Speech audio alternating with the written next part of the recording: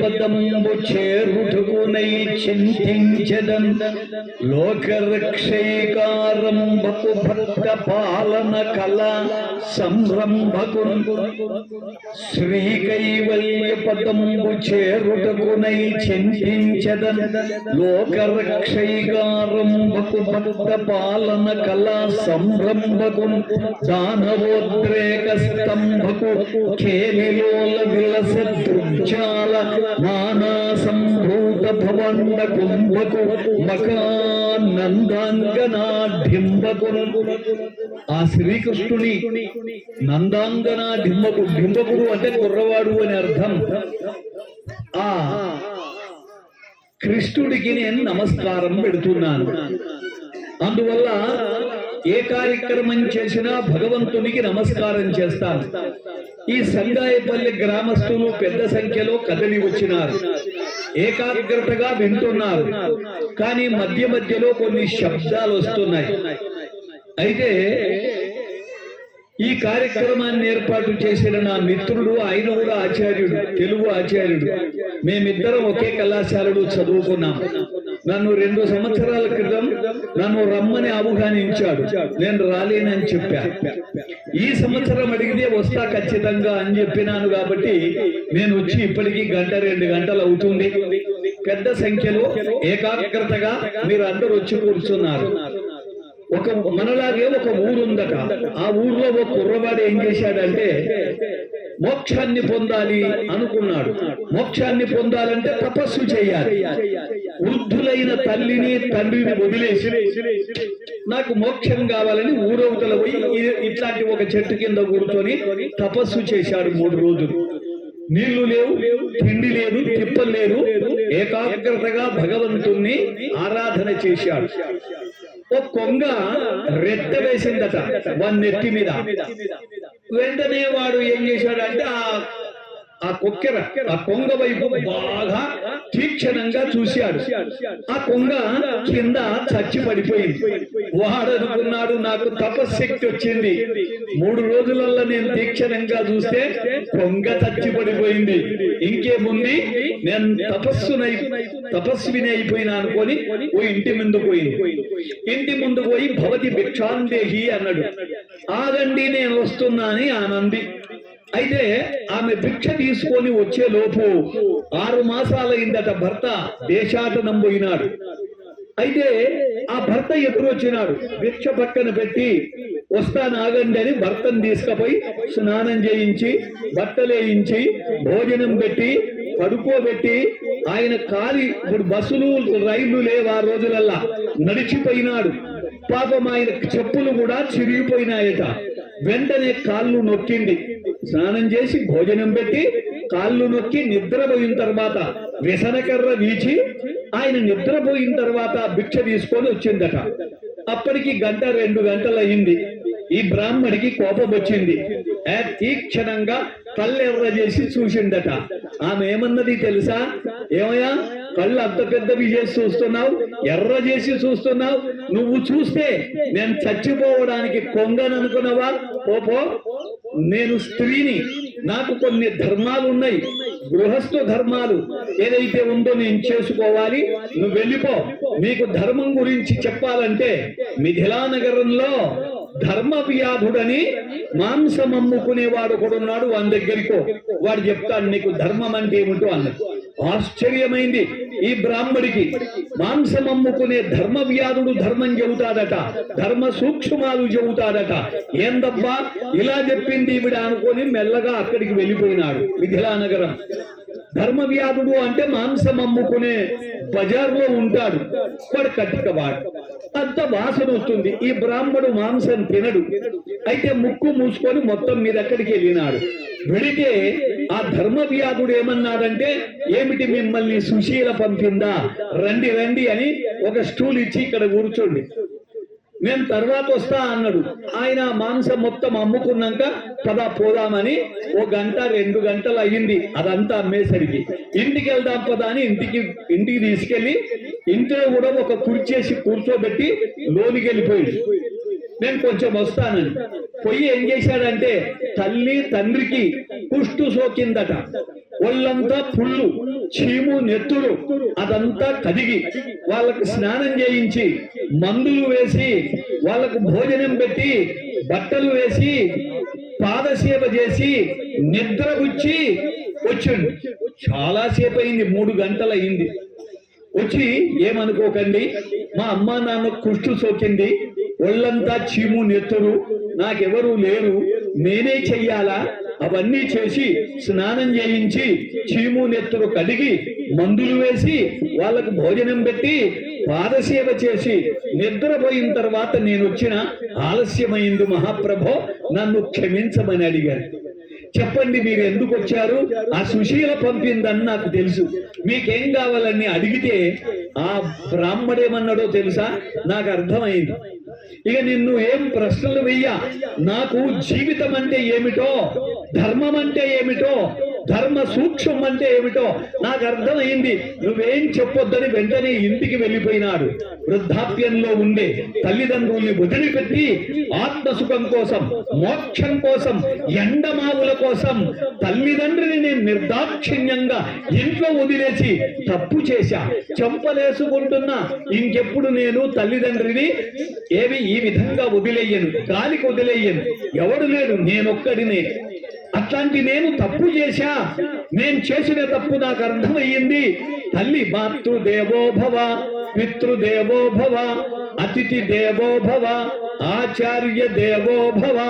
తల్లి, తండ్రి, గురువు, అతిథి, దైవం. అందువల్ల దేవుడితో సమానం. దేవుడు అంటే ఏమిటి? గుడిలో ఉండే విగ్రహం కాదు. దేవుడు సర్వత్రా, సర్వే సర్వత్రా, ఈ ప్రపంచమంతగా విస్తరించి ఉన్నటువంటి వాడు దేవుడు.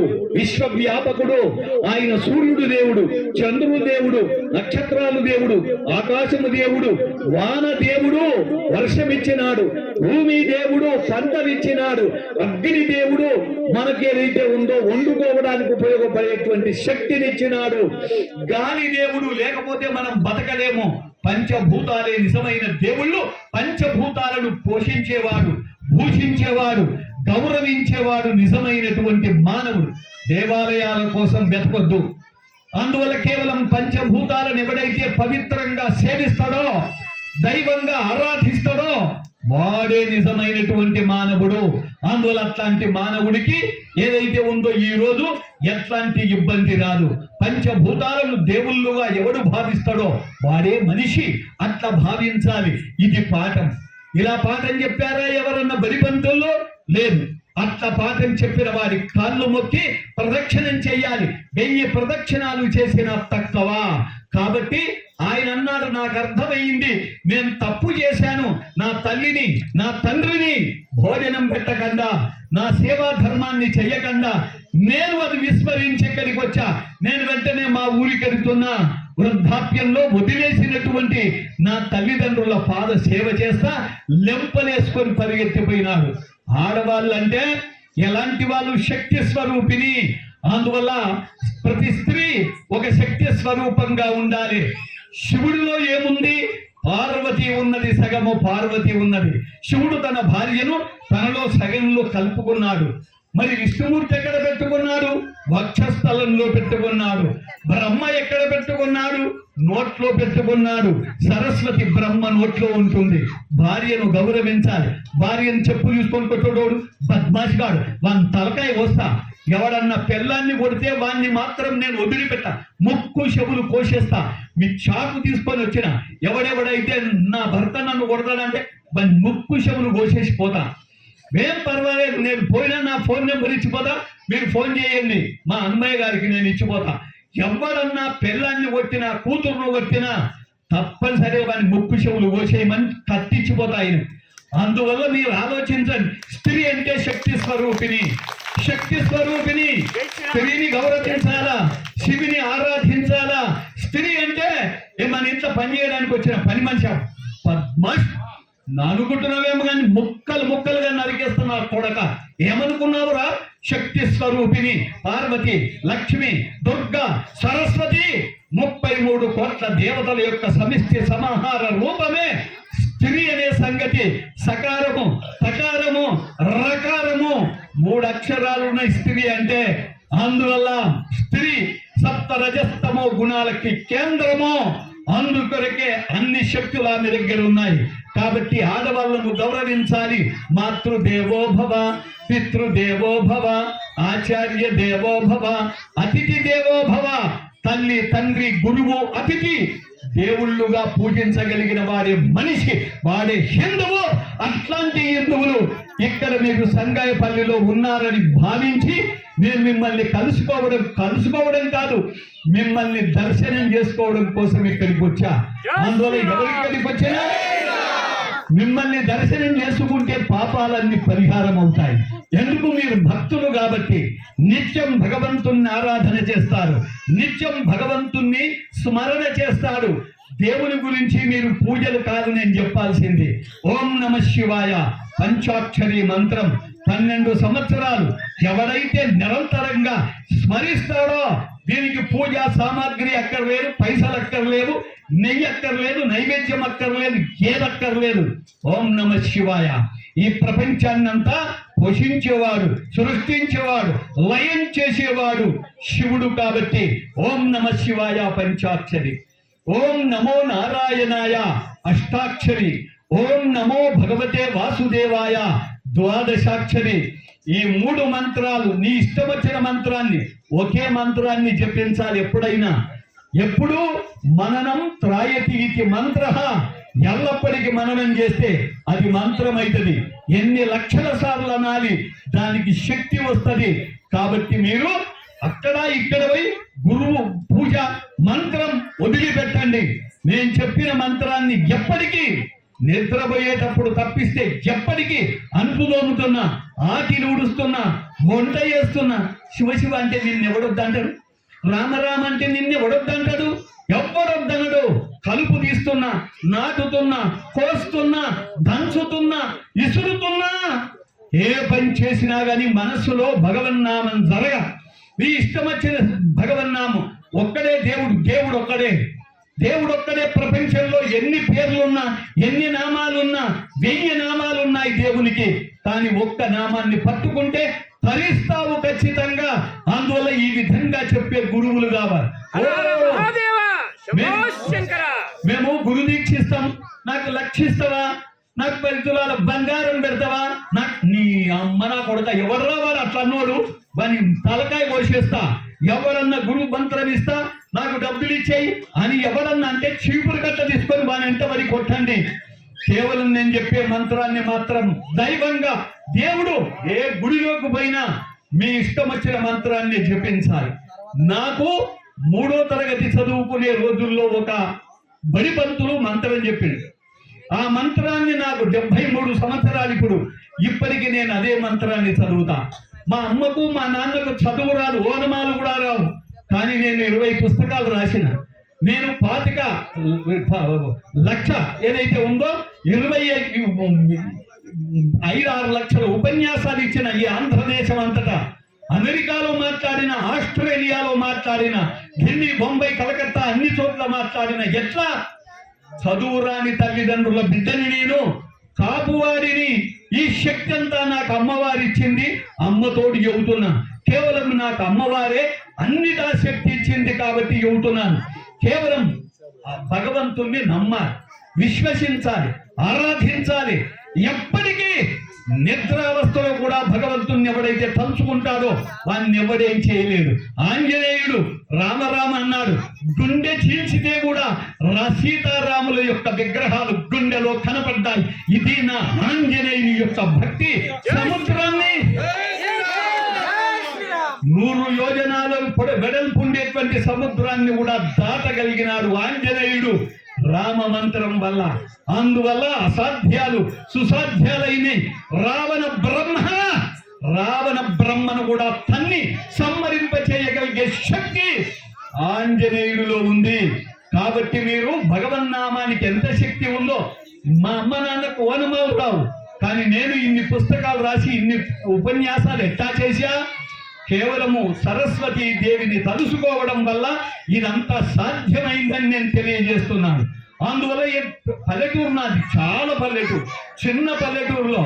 కానీ 3వ తరగతి అంటే నాకు 5, 3, 8, 8.5 ఏళ్ళు, 9 ఏళ్ల కంటే చిన్నవాడి. అప్పుడు నా మనస్సులో ఈ బీజం నాటినాడు మా గురువు గారు. ఆయనకు శతకోటి అనంత కోటి నమస్కారాలు చెబుతున్నాను. ఆయన మంత్రం ఇవ్వకపోతే నేను ఈ రోజు మీ ముందు నిలబడి మాట్లాడేవాడిని కాదు.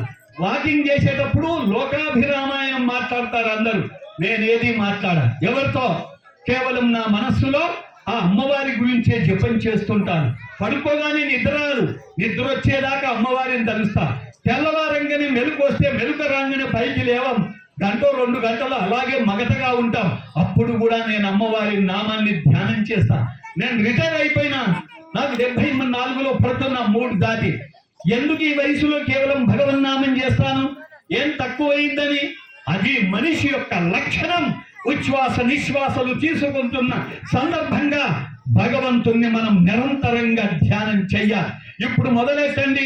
12 సంవత్సరాలు నేను చెప్పినట్టుగా ఎవడన్నా చేస్తే వారికి భగవద్ విభూతి లభించకపోతే నన్ను అడగండి, ఖచ్చితంగా లభిస్తుంది.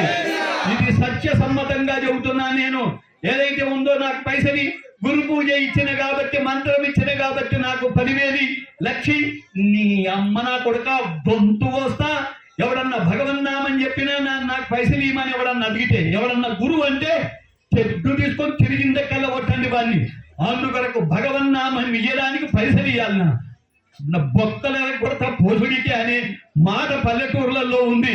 ఈ సభాముఖంగానే కూడా నేను పల్లెటూరుని కాబట్టి చెబుతున్నా, భగవన్నామం ఇచ్చినా నాకు పైసలు ఇవ్వమని ఎవడన్నా అడిగితే ఎవరికి పైసా ఇవ్వకూడదు. భగవంతుడు ఒక్కడే. అందువల్ల భగవంతుడు ఎవడు? భూమి భగవంతుడే, నీరు భగవంతుడే, నిప్పు భగవంతుడే, అవునా, గాలి భగవంతుడే. ఈ పంచభూతాల వల్ల బతుకుతున్నాం. పంచభూతాలే నిజమైన దేవుళ్ళు. లేకపోతే వేరే దేవుడు ఎక్కడికి రాలేదు. మన మనసు కోసం మనము 1,00,000 దేవుళ్ళు, ఎల్లమ్మ, మల్లమ్మ, మారడమ్మ, ఊరలమ్మ, వీళ్ళందరూ కూడా దేవుళ్ళే, గ్రామ దేవతలు. విశ్వాసమే దేవుడు.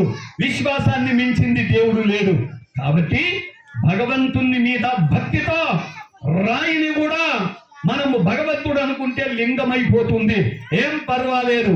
కాబట్టి ఈ విశ్వాసం, ఈ నమ్మకం, తల్లి మీద తండ్రి మీద నమ్మకం ఉండాలి, భర్త మీద నమ్మకం ఉండాలి, భార్య మీద కూడా నమ్మకం ఉండాలి. చాలా మంది భర్తలకు భార్య మీద నమ్మకం లేదు. గొంతు వస్తా నా కొడక, తెల్లని కొడతావురా, 3 ముళ్ళు వేసింది కొట్టనీకే నారా, తిట్టనీకే నారా, ఏమరా తాగి దున్నపోతులాగా తాగుతావారా, తెల్లని కొడతావా? ఇక్కడ ప్రమాణం చేయాలి. హనుమయ్య గారికి చెప్తున్నా, ఎవడైతే తాగుతాడో, ఎవడైతే తింటాడో, ఎవడైతే వ్యభిచారం చేస్తాడో వాడిని ఇగో ఈ మర్రి చెట్టు గట్టండి, నన్ను విలువండి, కొరడా తీసుకొని వస్తా. కొరక తిరిగింది కల్లా కొట్టిపోతా. ఏమరా ఎవడడ్డమ్మ చూడో చూస్తా. అందుకొరకే తాగొద్దు. ఈ రోజు నుంచి తాగుడుకో మీరందరూ కూడా స్వస్తి చెప్పాలి. ఎవరు కూడా, ఎవరు సప్పుడు చేసలేదు. ఎందుకు తాగుతారా? కళ్ళు, సారా, గంజాయి తాగుతారా? తాగొద్దు. మీరు సపత్తు కొట్టుది, సపత్తు కొట్టదు కాబట్టి మీరు తాగరు వాళ్ళు. అందుకొరకే తాగొద్దు. తాగే గుణం కాదు మనది, తినే గుణం కాదు. పెళ్ళాన్ని కొట్టొద్దు చెప్పాలి. ఏందమ్మా నువ్వు ఇట్లా చేసినావు, ఉప్పు ఎక్కువ వేసినావు, కారం ఎక్కువ వేసినావు, తినకుండా చేసినావు అని చెప్పాలి.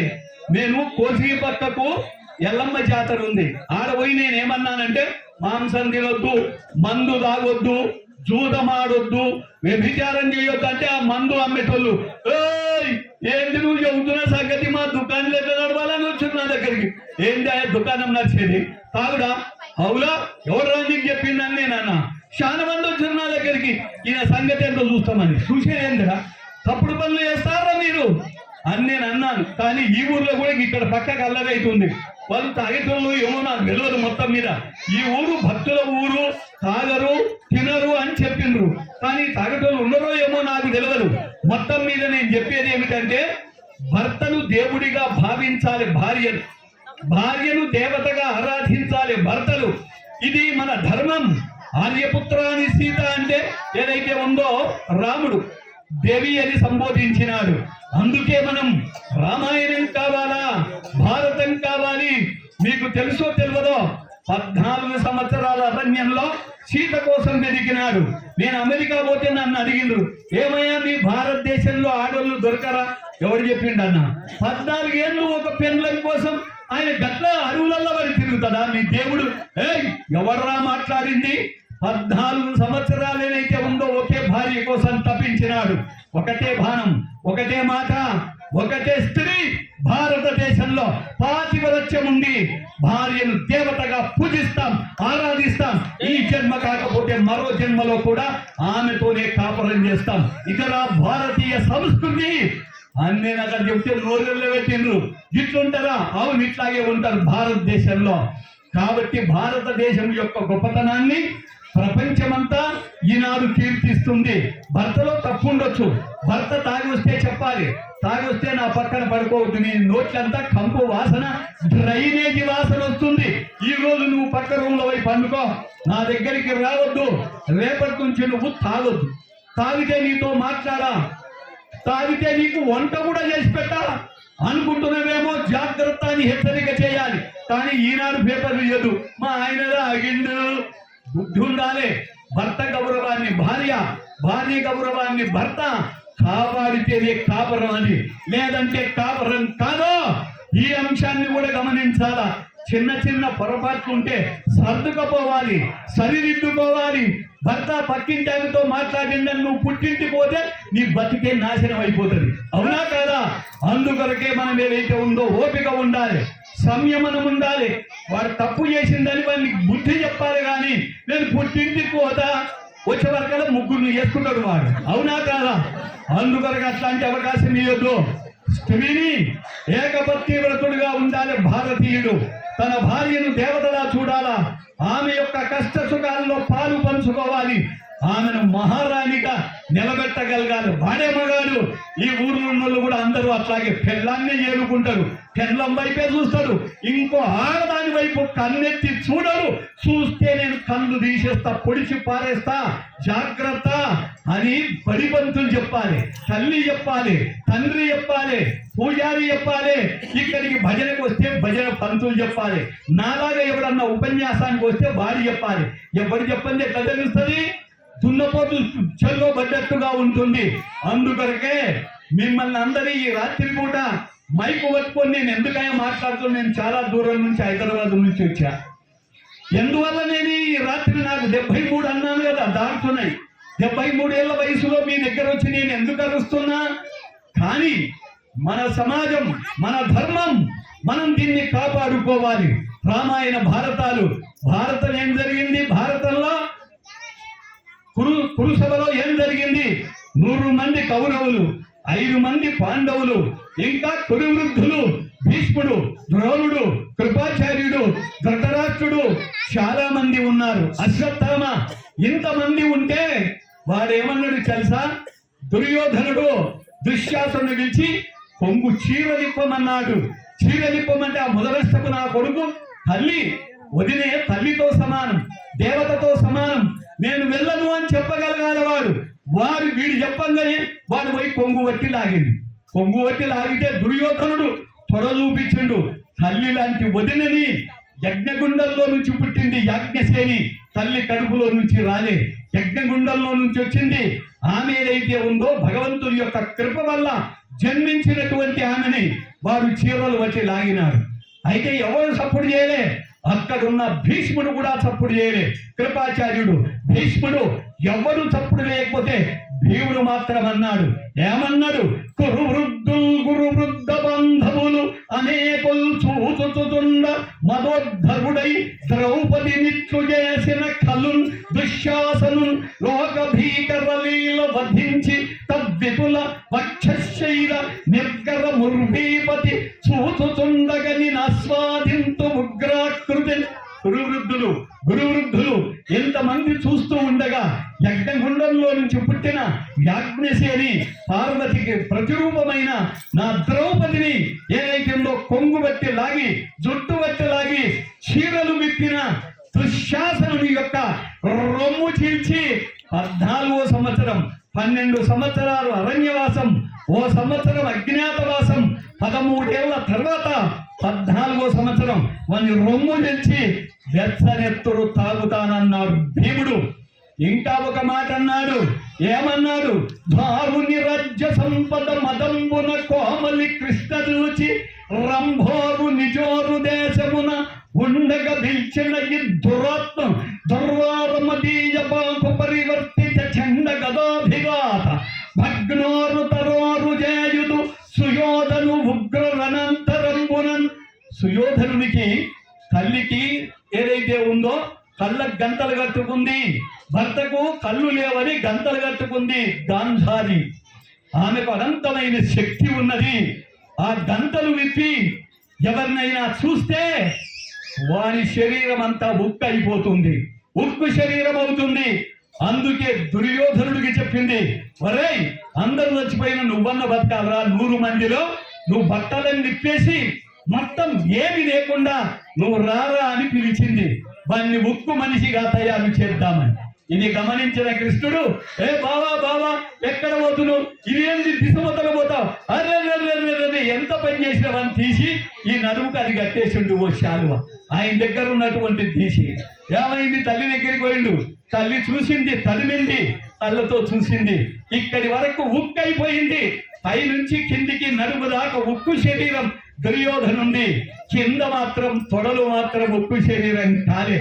అందుకే వాడు అన్నాడు, రేయ్ 13వ సంవత్సరం జరగబోయే సంగ్రామంలో రంభ అరటి స్తంభముల వంటి నితంబిని భాగం కలిగిన ద్రౌపదిని నీ కొడల మీద కూర్చోమని సైగ చేసినావు, వారి వరుసను మరిచినావు, మనిషివి కాదు పశువు అయినావు, పశు కామంతో ఇలా పిలిచావు, యజ్ఞగుండంలో నుంచి పుట్టిన ద్రౌపదిని ఇలా చేశావు, కాబట్టి నీ తొడలు విరగొడతానన్నాడు. గద తీసుకొని కొట్టే మా తొడలు విరిగిపోయినాయి, నేను రొమ్ము నిలిచి రక్తం తాగినాడు. అయితే భీముడు మాత్రమే పనిచేశాడు.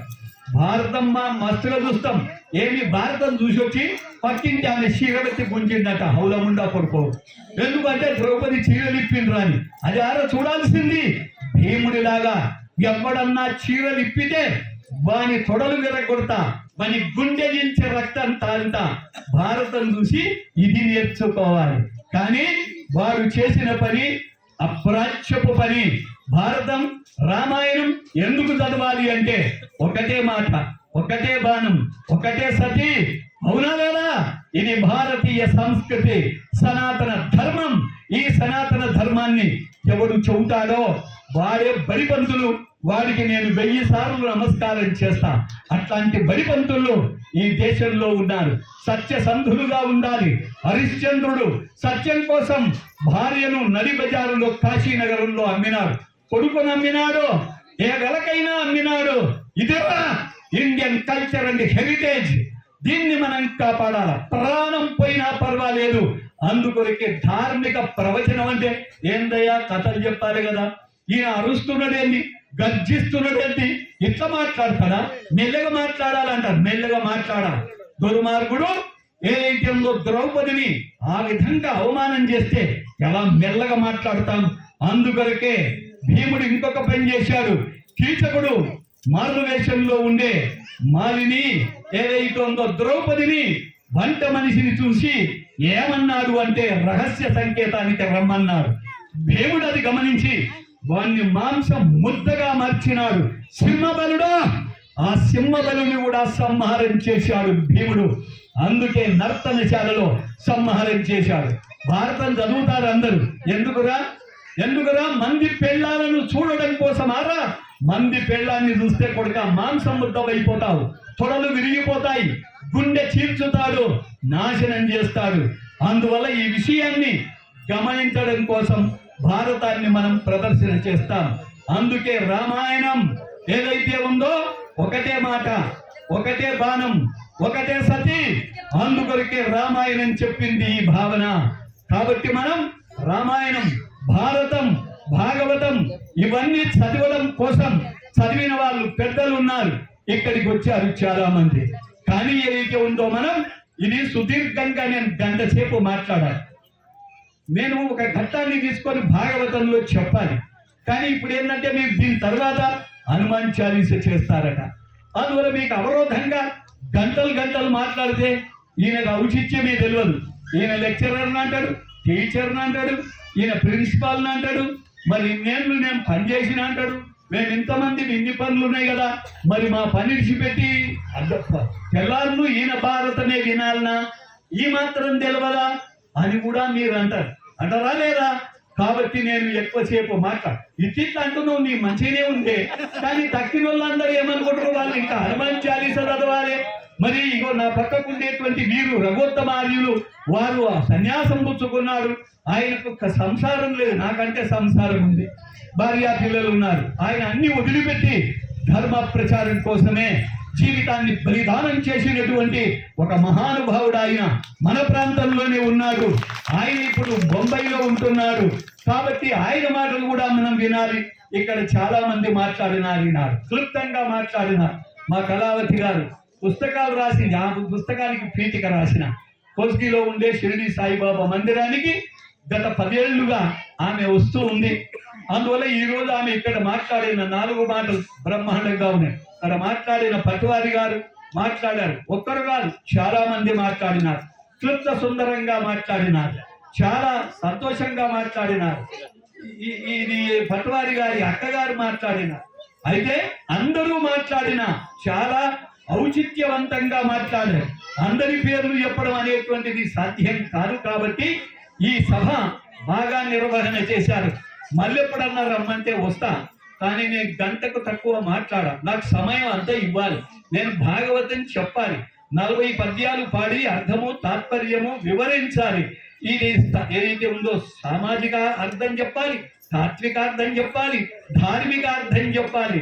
కానీ అవన్నీ చెప్పడానికి ఇప్పుడు సాధ్యం కాదు. కాబట్టి మొత్తం మీద ఏకాగ్రతగా వింటున్నారు మీరందరూ. మీకు శతకోటి అనంత కోటి నమస్కారాలు చేస్తున్నాను. ఎందువల్ల అంటే నేను మాట్లాడేటప్పుడు ఎవరు అటు ఇటు తిరగకూడదు, తచ్చాడకూడదు, గంటలు కొట్టొద్దంటే మానేసినారు భక్తులు. అయినప్పటికీ కూడాను ఏకాగ్రతగా ఉంది. నేను ఇలాగే 4 గంటలు మాట్లాడగలను.